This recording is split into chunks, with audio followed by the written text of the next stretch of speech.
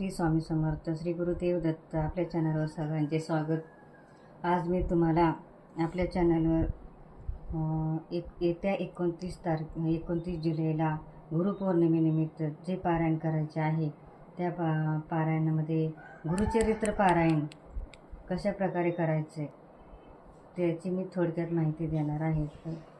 तर आपल्याला मोठे गुरुचरित्र वाचायला नाही जमले तर संक्षिप्त गुरुचरित्र हे पुस्तक आहे.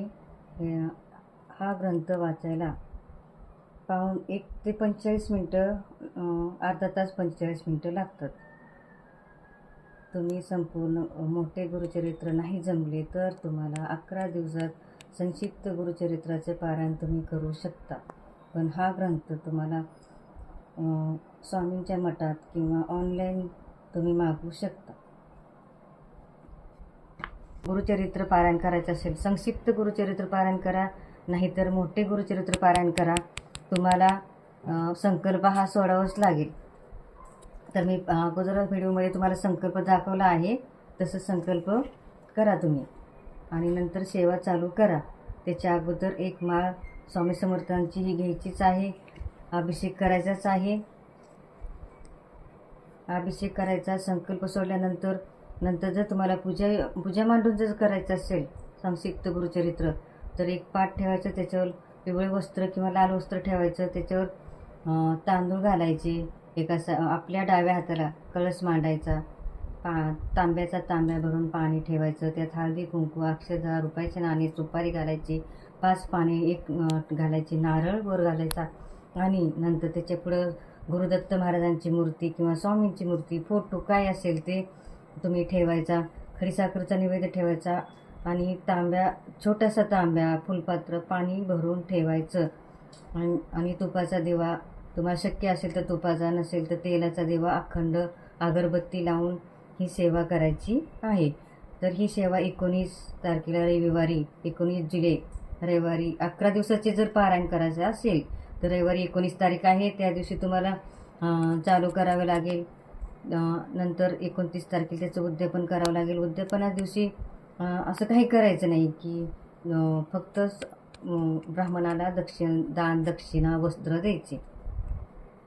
ह्याचं मोठे असं काही त्याचं उद्यापनचं नाही. पण तुम्हाला रोज एक पारायण करायचं आहे. असं 11 दिवस 11 पारायण करायची आहेत. 11 आवर्तने म्हणतात त्याला.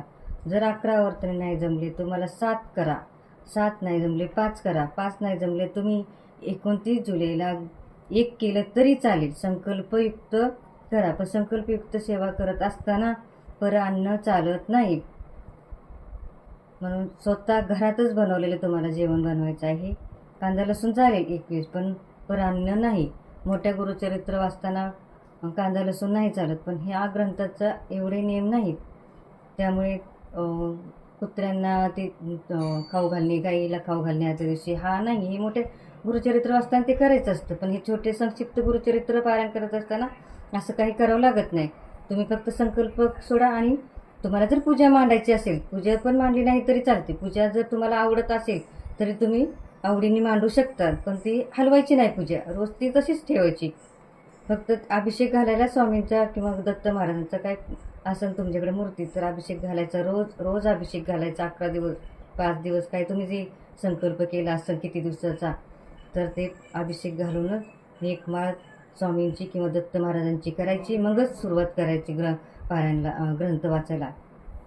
मग ग्रंथ वाचण्याचा टायमिंग तो पण एकच ठेवायचा. सकाळ दुपार संध्याकाळ फक्त 12 ते 12:30 हे वाचन गुरुचरित्राचं करायचं नाही. हे लक्षात ठेवा. 12 ते 12:30 वाचन करायचं नाही. आणि तुमची जर मासिक पाळी असेल ते बघून तुम्ही चालू करा. त्यात अडथळे न येता हे करायचं असते. ते थांबवायचं नाही. असं काही अडचण येत असेल तर तुम्ही करू नका किंवा तुम्हाला दुसऱ्यांकडून करून घ्यावं लागेल. घरातले मिस्टर, मुलगी, सासूबाई कोण असेल, नणंदबाई त्यांच्याकडून तुम्हाला घरातल्या लोकांकडून किंवा ब्राह्मणाकडून तुम्हाला करून घ्यावं लागेल. कारण संकल्प केलेल्या गुरुचरित्राचं पारायण थांबवत नाहीत.